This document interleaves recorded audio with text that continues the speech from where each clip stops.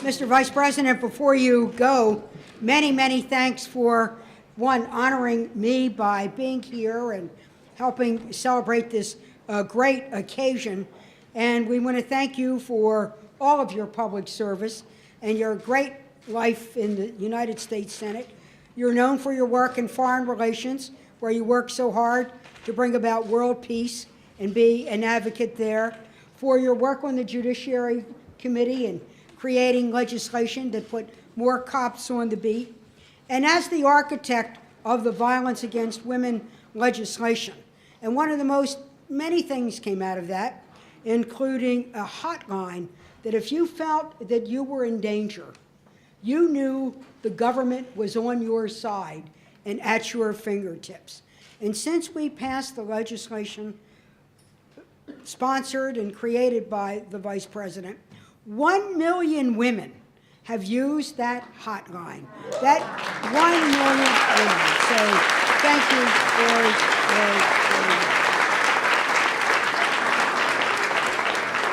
Well, the hour's getting late. The feet are starting to hurt. It's as warm in here as when I remember.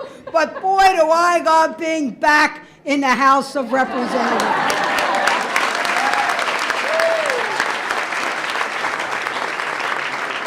I am honored that so many people have come, members of the Cabinet, members of the House of Representatives, serving now, serving in the past, my members who from the United States Senate who've come over, and I could go through every name, but I feel I could go around here, and I know just about every single one of you by name, and in some way or another that we have worked together. We're honored to have Senator Paul Sarbanes here, who was my colleague. Governor O'Malley came and sat through a 3-hour tribute to me on the House floor. He sought unanimous consent to be recognized, but you know your Senate, you can't get unanimous consent for anything. So Governor, honored to be here. But I really wanted to thank Nancy Pelosi, my friend, my pal from Baltimore. Nancy D'Alessandro Pelosi. That name, D'Alessandro, is legendary. You all know the story. Nancy's dad was a mayor, Nancy's brother was a mayor, and what you don't know is that Nancy's mother was a force unto herself. Nancy also had 5 brothers, and she learned not only constituent service, watching her mother and father, watching her brother, but negotiating with 5 Italian guys at the family table. Well, she can handle Boehner any day.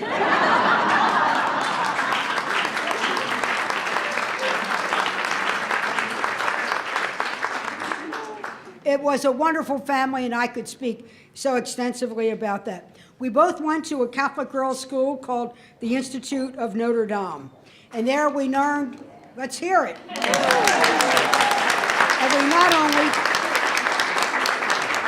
we not only had a great education in the basics. Barbara Mikulski said I was brilliant. They didn't think so then. They thought I was brash, and they were right.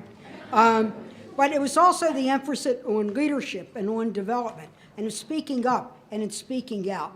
There was also there at that time a great movement called the Christopher Movement, where the nuns encouraged us better to light one little candle than to curse the darkness, and to remember that you are your brother's keeper and you are your sister's keeper, and that we all belong to one another in this world, and we have to fight for economic justice, feed the hungry, care for the sick, hunger and thirst after justice.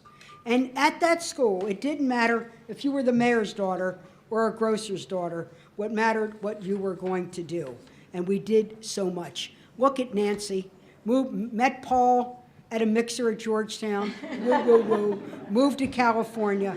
The rest is history, and became the first woman in the United States, in the history of the United States, to become the Speaker of the House.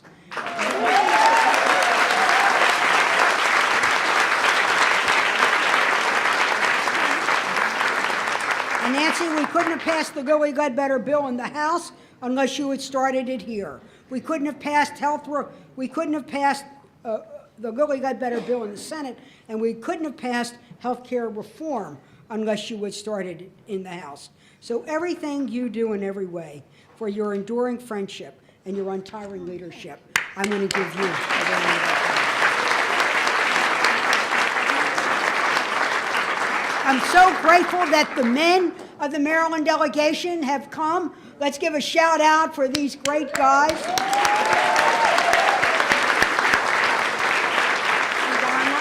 My friends and my supporters, and also a special tribute to the Maryland women. We have a long history of sending women to Congress. Wow, just listen to this. Marjorie Holt, Helen Bentley, Connie Morella, Gladys Spellman, Beverly Byron, and now our own rising star, Donna Edwards, who is right here. Don't you wish you drank the water in Maryland? When you get a Pelosi and a Mikulski, a Bentley and a Byron, and a Donna Edwards, we are girls who just don't say no. There we go. And when we talk about this history that has happened, 12,858 days on there, all commuting from Baltimore. I've hit a lot of potholes and speed bumps, but here I am. But I passed two records. One, when I was sworn in January, the Margaret Chase Smith record. And then on Saturday, I passed the record of a wonderful Congresswoman, Edith Norris Rogers of Massachusetts. Edith was known, served 18 terms.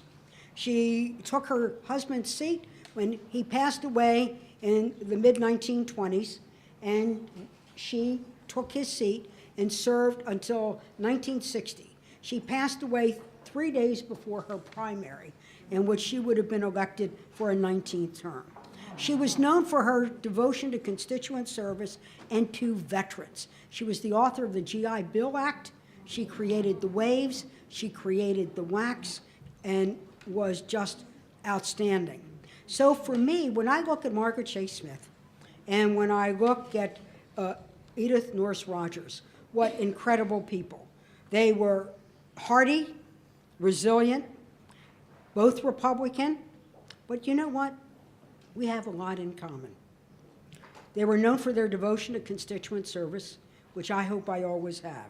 They were known for their unabashed patriotism, which is one of my motivations, and they were known for their strong independence. And I would like to be that voice as well. So I want to congratulate them and honor them, and I joined them in the history books. You know, I came to the House in 1976. It was only 56 years after women got the right to vote. There were only 19 women serving at the time, 14 Democrats, 5 Republicans, just 5 women of color. Now there are 74 women in the House, and there are 17 women in the Senate. Hard to believe. We are making progress. But you know, we can look at the numbers and statistics. But when I came to the House, what names? Bella had just left. She had run for the Senate and didn't make it.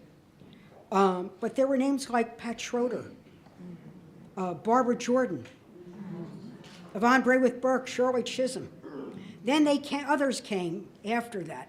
Barbara Kennelly, Olympia Snow, Barbara Boxer, and all this honor roll here. And what did we wanted to do? Well, we had a Congresswoman's caucus. We focused on ending discrimination, whether it was with the insurance companies or in Social Security. We wanted to change the federal law books and the federal checkbooks. Our issues were quite controversial. We fought for the ERA. You remember the ERA?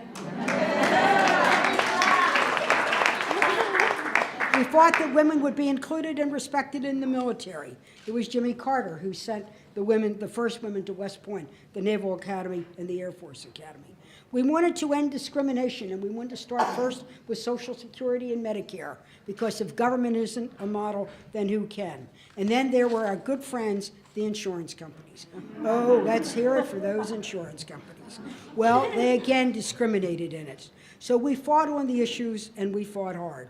For me, the time in the House, though, was working about friendships. It was, to me, a time of friendships and game-changing and life-changing. When I came to the House, as one of the Marylanders, I commuted every single day. Tip O'Neill was the speaker, and he would have us work late on Wednesday nights. I struck up a friendship with Geraldine Ferrero, and I would stay with dinner. Well, I stayed longer than for dinner. I would spend Wednesday night at Jerry's apartment.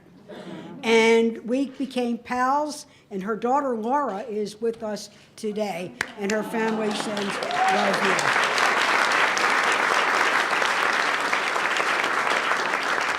Jerry, Barbara Kennelly, and I became great friends and great pals. We were the same age, no matter what they tell you, what she tells you now.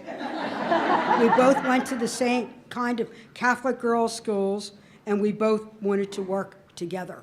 And that friendship continued. When Jerry was nominated for the vice president, Nancy, and moved out of her apartment, she said to Barbara Kennelly, you get the apartment, you get the furniture, and you get Barbara.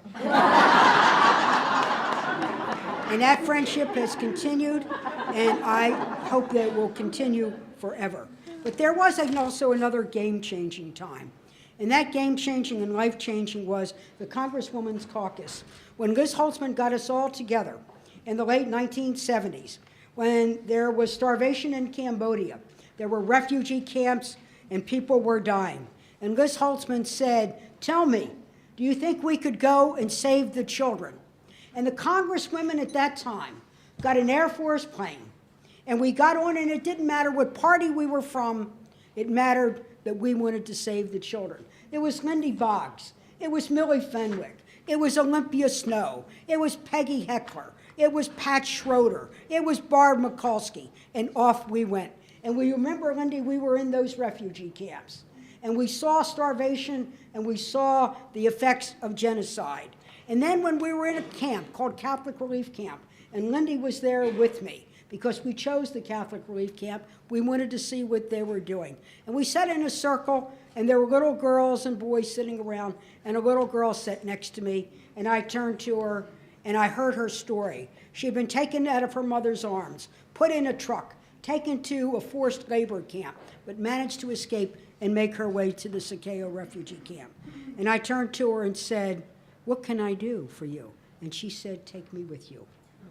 I said, I can't do that today, but I'm going to help you find your mother. And I worked with Catholic Relief and the UN and couldn't. Then the UN called and said, we can't find her mother. Are you ready to be her mother? And I said, yes. Though I thought, I can't do this to this little girl.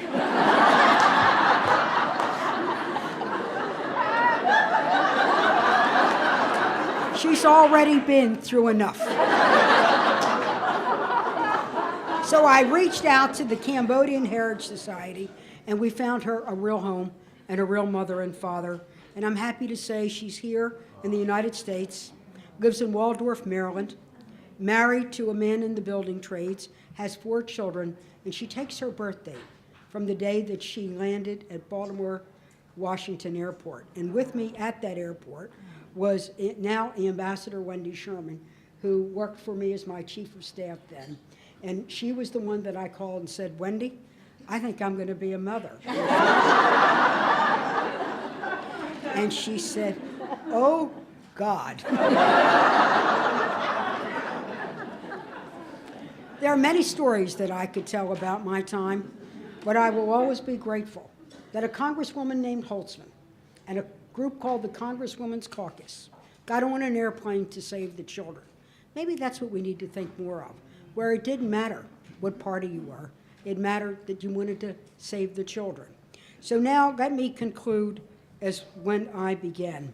This is a great country, and I can't thank everyone enough for their tributes today. I thank God for helping me be born in the United States of America. My great-grandmother came to this country. She didn't have the right to vote. She had little money in her pocket, but a big dream in her heart. She wanted that American dream where you could own a home, you could own property in your own right, and you could make a life for yourself. To my mother and father, who worked in their neighborhood grocery store, so my sisters and I would have an education, but who felt we were all in it together. My father started his grocery store in the New Deal. And I said, Dad, why did you do that? And he said, because I believed in Roosevelt, And most of all, Roosevelt believed in me. That's the way Nancy and I were raised. A fair deal, a new deal, a better deal. So I could go through issue by issue.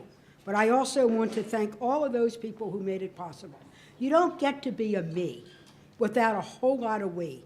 This great country, my parents, the nuns who devoted their life to educating girls like us, all of my wonderful staff, because all of us who hold political office, you know we're only as good as the staff we have that helps us help our constituents. To all of my volunteers who work so hard, and most of all, to the people of that 3rd Congressional District, to the state of Maryland, who gave me a shot when people were unsure and I was unknown, and sent me to the Senate.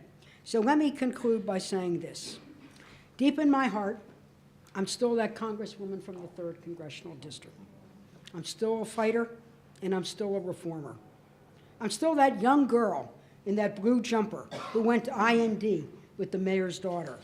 And I'm still that person who wants to light one little candle, then curse the darkness. I'm going to continue to work with all of you in this room. Each and every one of you are here because you make a difference.